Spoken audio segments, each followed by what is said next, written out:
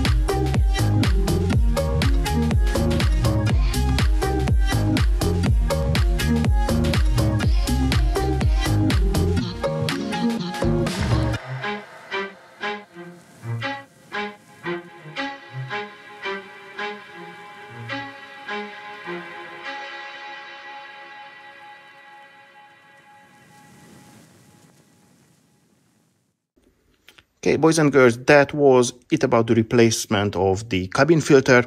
The old one goes to the bin. It's nice and dirty. I'm going to leave some notes on the video, what difference I experienced with the new one, because this one is just a standard one. And that's that. That concludes this video. If you liked it, give it a thumbs up.